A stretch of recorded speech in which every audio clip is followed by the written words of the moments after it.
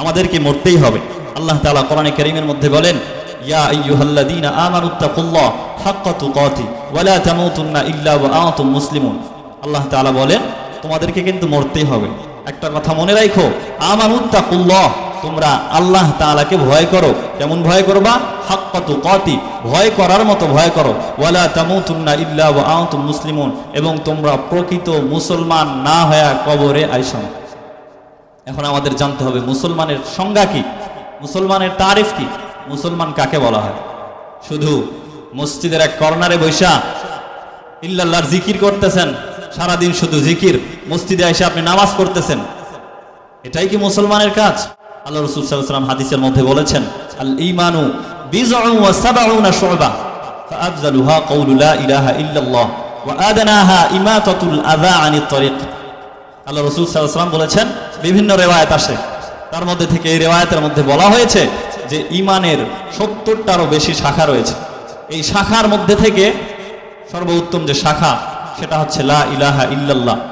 এটা বলা, মনে প্রাণে বিশ্বাস করা, আল্লাহ তাআলা ছাড়া আর কেউ নেই এই কথার উপর বিশ্বাস করা। ওয়া আদনাহা, আর সর্বনিম্ন ঈমানের স্তর হচ্ছে ইমাতাতুল আযা আনিত তারিক, রাস্তা থেকে কষ্টদায়ক বস্তু সরায় ফেলা, রাস্তা থেকে কাঁটাযুক্ত কোনো জিনিস সরায় ফেলা, এটা ঈমানের সর্বনিম্ন স্তর। কথাগুলো বিবেক দিয়ে বুঝবেন, কথাগুলো দিনের কান দিয়ে শুনবেন। মুসলমান ঘুমাইলে চলবে না, কথাগুলো ভালো করে শুনতে হবে। এখন তো আবার বাংলাদেশের বেশিরভাগই মানুষ হুজুগে চলে, হুজুগে বাঙালি। রাস্তায় চলতেছে, একজন বলে ভাই তোমার কান তো পাখি নিয়ে যাইতেছে, ও পাখির পিছে দৌড়াইতেছে। কান আছে না নাই সেটা দেখার সময় নাই, মানুষ বলছে পিছে পিছে দৌড়াইতেছে। হুজুগে চললে হবে না, নিজের বিবেক দিয়ে দিল দিয়ে কথাগুলো বুঝতে হবে। মানুষের, প্রত্যেকটা মানুষের বিবেক এটা পৃথিবীর সবচাইতে বড় আদালত। একটা গল্প শোনাই। এক এলাকায় একজন আলেমে দ্বীন ছিলেন, অত্যন্ত বড় বুজুর্গ, বাহির থেকে ডিগ্রি নিয়ে আসছেন। আমাদের এক হুজুর এই গল্পটা শোনাইল। তো বাহির থেকে ডিগ্রি নিয়ে আসার পরে এলাকার মধ্যে দেখে খুব খারাপ অবস্থা, একদম গ্রাম্য এলাকা, সেখানকার কোনো মানুষ নামাজ কালামের কোনো ধার ধারে না, নামাজ কালাম কিভাবে পড়তে হয় এটা বুঝেই না। তো এই লোকটি বাহির থেকে ডিগ্রি নিয়ে আসার পরে তার তো একটা দায়িত্ব আছে, তার সমাজকে ঠিক করতে হবে, তার এলাকার মানুষকে ইসলামমুখী করতে হবে, নামাজি বানাইতে হবে। তো কি করা যায়? তাদেরকে দিনের দাওয়াত দিছে, নামাজের দাওয়াত দিছে। তাদেরকে যখন নামাজের দাওয়াত দেওয়া হয়েছে, তারা বলে যে আমরা তো নামাজ পড়তে পারি না, কেমনে নামাজ পড়বো? কিভাবে নামাজ পড়তে হয়, কিভাবে রুকু সাজদা করতে হয়, এটা তো আমরা পারি না, বুঝি না। তো এই আলেমে দ্বীন উনি বলছেন যে আপনারা মসজিদে আসবেন, আসার পরে আমি যেভাবে নামাজ পড়ব, আমি যেভাবে যা কিছু করব, আপনারা ওইভাবেই প্রথমে কয়েকদিন ট্রেনিং করবেন, তারপর আস্তে আস্তে শিখে যান। তো এই হুজুরের কথা অনুযায়ী এলাকার লোকজন মসজিদে আসছে নামাজের জন্য, নামাজ কালাম কিন্তু কিছু জানে না। হুজুরের দাওয়াতে এলাকার লোকজন মসজিদে আসছে নামাজ পড়ার জন্য। হুজুর নামাজের আগ মুহূর্তে হুজুরের কাছে একটা রুমাল ছিল, ওই রুমালটা দিয়া হুজুর নামাজের আগে মাথায় পাগড়ি বাঁধছে। পাগড়ি বেঁধে নামাজ পড়লে সওয়াব বেশি না কম? সওয়াব বেশি। তো ওই আলেমে দ্বীন উনি পাগড়ি বেঁধে, রুমাল দিয়া পাগড়ি বেঁধে নামাজে দাঁড়াইছেন।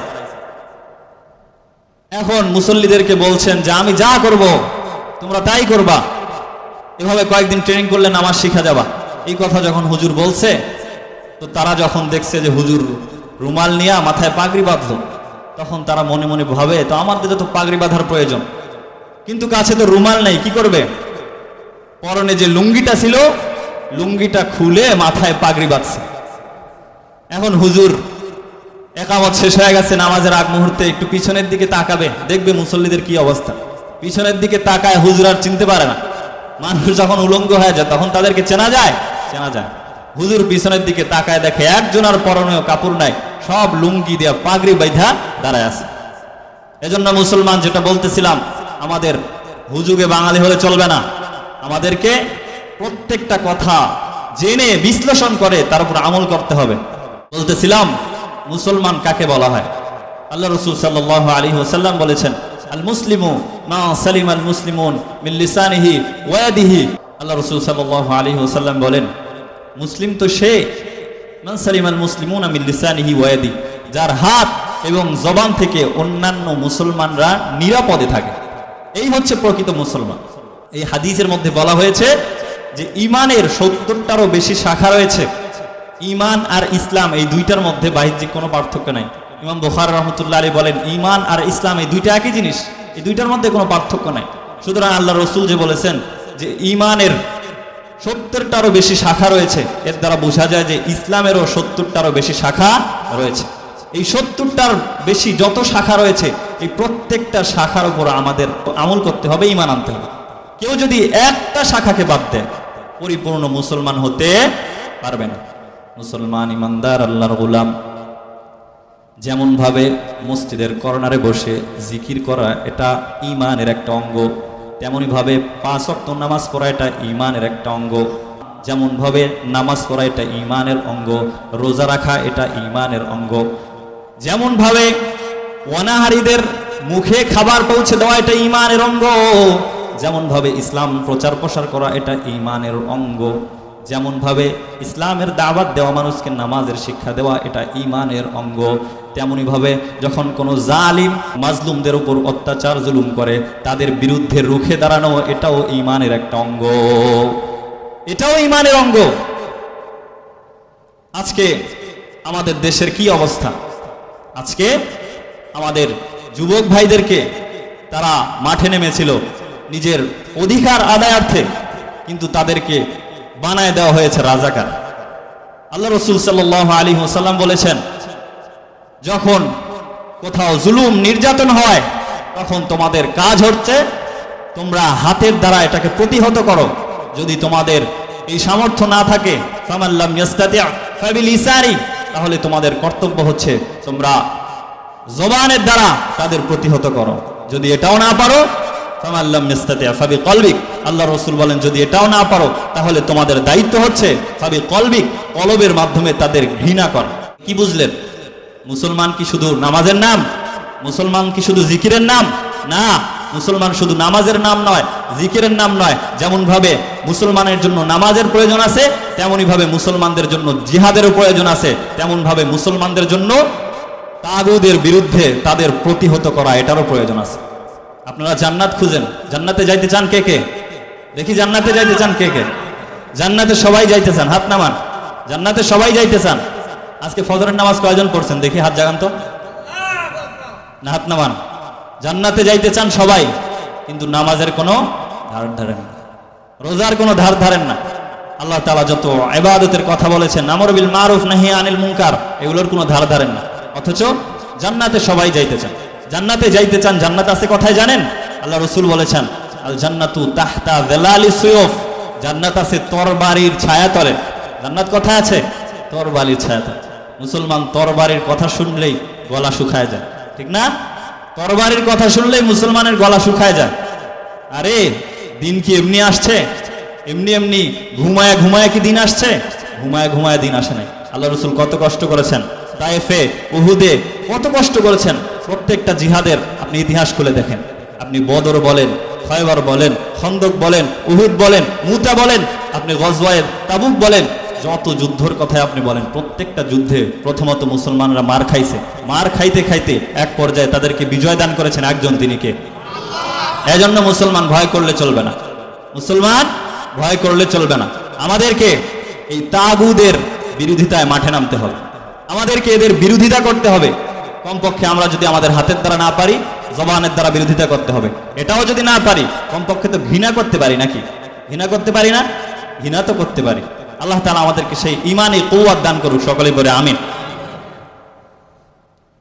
এই দেশের এমন একটা পরিস্থিতি হয়ে গেছে, তারা বলছে যে যারা কোটা বিরোধী আন্দোলনে নামছে এরা হচ্ছে রাজাকার। আরে রাজাকার কাকে বলে বুঝো? এই দেশ স্বাধীন করে গেছে, এই স্বাধীন দেশে শিক্ষার্থীদের রক্ত ঝরানো হচ্ছে, এটা কি রাজাকারের কাজ নয়? রাজাকারের কাজই তো এটা। প্রত্যেকটা মানুষের কাজ হচ্ছে মেধার মূল্যায়ন করা। যদি মেধার মূল্যায়ন না করা হয়, আস্তে আস্তে মানুষ বিকলাঙ্গ হয়ে যাবে, ল্যাংড়া হয়ে যাবে, এই দেশ একদিন অচল হয়ে যাবে। এই দেশ কারা চালাবে? মুক্তিযুদ্ধের নাতিরাই দেশ চালাবে। মেধার আমাদেরকে মূল্যায়ন করতে হবে, আমাদেরকে কোটা দিয়ে মানুষকে মূল্যায়ন করতে হবে না। মানুষের মেধা, মানুষের যোগ্যতা, মানুষের ইনসাফ, মানুষের আমল আখলাক, এগুলো দিয়ে মানুষকে নির্বাচন করতে হবে, মূল্যায়ন করতে হবে। কিন্তু আজকে আমাদের ভাইরা প্রত্যেকটা দিন 7 জন 8 জন 10 জন করে নিহত হচ্ছে। আপনারা চুপ করে বসে আছেন। আজকে যদি আপনার সন্তান হত্যা হতো, আজকে যদি আপনার বোন হত্যা হতো, তাহলে আপনি কি করতেন? এজন্য আমাদেরকে ঐক্যবদ্ধ হতে হবে। কোরআনে কারীম খুলে দেখেন, সূরা ফাতাহ খুলে দেখেন, আল্লাহ তাআলা বলেন ইন্না ফাতাহনা লাকা ফাতহাম মুবিনা। ফাতে মক্কা, মক্কা যখন বিজয় হলো, মক্কা বিজয়ের সময় প্রথমের দিক তো খুব খারাপ অবস্থা। আল্লাহ রাসূল সুলহে হুদাইবিয়ার সময় সাহাবীদের সঙ্গে করে মক্কায় উমরা করার জন্য যাচ্ছেন। পথের মধ্যে বাধা, তাদেরকে উমরা করতে দেওয়া হবে না। আল্লাহ রাসূল সাল্লাল্লাহু আলাইহি সাল্লাম সেখানেও কিছু বলেন নাই। এক পর্যায়ে কাফেরদের সাথে সন্ধি হলো, তারা আল্লাহ রসুলকে কিছু শর্ত দিল। আল্লাহ রসুল সেখানে ওই শর্তগুলো, যদিও নিজের বিপক্ষে, কিন্তু তারপরে ওই শর্তগুলো মেনে নিয়েছে। এক পর্যায়ে যখন সূর্যের বাঁধ ভেঙে গেল, আল্লাহ তাআলা কোরআনের আয়াত নাজিল করলেন ইন্না ফাতাহনা লাকা ফাতহাম মুবিনা। আমি অচিরেই, তোমরা ধৈর্য ধারণ করো, আমি অচিরেই তোমাদেরকে উত্তম বিজয় দান করব। সুবহানাল্লাহ।